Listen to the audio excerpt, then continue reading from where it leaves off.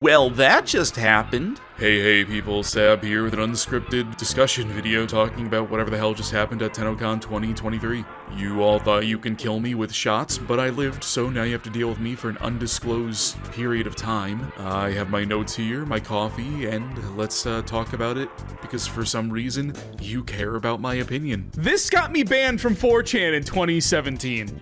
By the way, the cooking board only. Only CK. Only CK banned me because it was a comfort food thread and someone asked, "What's your comfort food?" I said, "Cheesy peasy." Soulframe, you know that video game that's not Warframe? I won't go too long into this. I'll give it a thumbs up.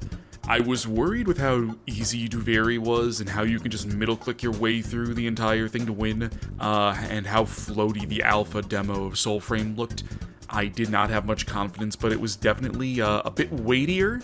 It visually has its own identity now. The dynamic music is a banger. You can throw the sword, that's cool. It's looking promising, thumbs up. Housekeeping. TennoCon was more about the big reveals rather than cleaning up the cobwebs of the game. I've seen a lot of people complain about how it's more islands of content being shown off, but DE stated during the stream that this will be shown in the next dev stream, stuff such as Hydroid's rework, the fabled Pets 3.0, cross-platform, cross-play, hell, even the third orb was name-dropped in like a split second and then just moved on. Like, are you not entertained? And it all comes with the new Headless Horsewoman Warframe, Dagoth. For some reason in my notes I wrote Gagoth. I don't think that's her name, I think it's Dagoth. She'll be out in October, just in time for Nabris, along with their biggest quality of life update of the year. So we'll have to wait until September to hear what else they have planned. Subverting all expectations, we have Grendel Prime on the way. Most of us were expecting Gauss Prime, because he came first. DE is known to occasionally shake up the order when it comes to prime frames, but it's usually when the frame is more popular, which is why I'm scratching my head here about Grendel. Maybe they see it as too soon after a deluxe skin, but that has not stopped them before. Still, it's a nice surprise. Sebagoth and Urelli Deluxe, these look hype as hell. That means all of the Gloom Huffers need to actually go out and get a second Sebagoth to look drippy. Maybe people will realize that he's a good Warframe. Same thing with Urelli and her flat head. I'm really digging these skins, and both are very much deserving of one. Type Urelli mating press in the comments if you agree. Heirloom Collection. Oh boy, this leaked a day early, and to say that the community, myself included, was pissed off would be an understatement. These skins are incredible. Mag and Frost have never looked better, and for the low cost of $70, it's yours. DE is running a FOMO tactic right now and not even hiding it. Get it for December 31st or you miss out forever. That's the first bit that's bullshit. And then you realize the pack is propped up by $35 with the unnecessary inclusion of Aya. I get what they want to do. They want you to spend that Aya to get those Warframes, but what about the people who do have those Warframes? There's no alternative. We need to shell out the $70 for the Aya we don't need. Then there's the $90 pack, which comes with the $30 tier cosmetics, that just being a palette, a glyph, and a sigil.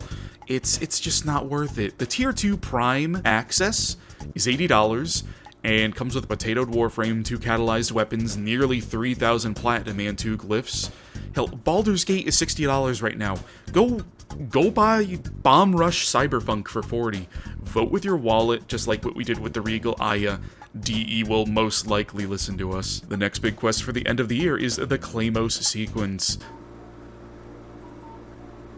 My phone is going crazy. Complete with a new faction named the Murmur, new mechs, the Shadow Warframe Platinum Gang weapon. It looks to be expanding on the Entrati lore on Deimos. Considering they have deep-rooted connections with the Void, Albrecht being one of the first to come in contact with it. As per usual, the art team went really hard on asset designs, and even have Steve bringing over his lighting expertise from what he's learned on Soulframe. So be prepared to have your toasters melted. And of course, the biggest reveal of them all had to be Lloyd being a hot Tumblr sexy man. I mean, look at him. Warframe 1999.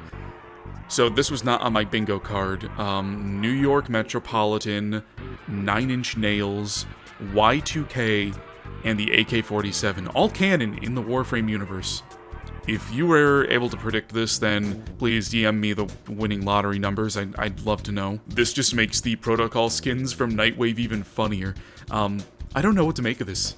Seeing a more rooted world from what we're used to is so bizarre. A new protagonist, Arthur, donning the Excalibur exosuit similar to Hayden Tenno. The infested with CRTs jammed into them. Doctor and Trotty in that JoJo drip looking like the Subway Masters from Black and White. Is Albert Zotac? Is that Bitey Scratchykins? It's a lot to take in. And with a 2024 release window, I can't wait to find out what's going on in 2026. And that was TennoCon 2023. It was okay. The reveals were a bit light, and it would have been nice to talk about more on the quality of life changes rather than just the new. But we can blame Steve and Soulframe for taking up a good 45 minutes of the presentation. Expanding and building off current places in the star chart is always nice, and the inclusion of Murmur will hopefully be a bit more complete than Narmer and their hastily slapped on inclusion. Tenno Live had some really high highs, but also new lows with the Heirloom Collection souring the air quite a bit. Not their best, but still really solid.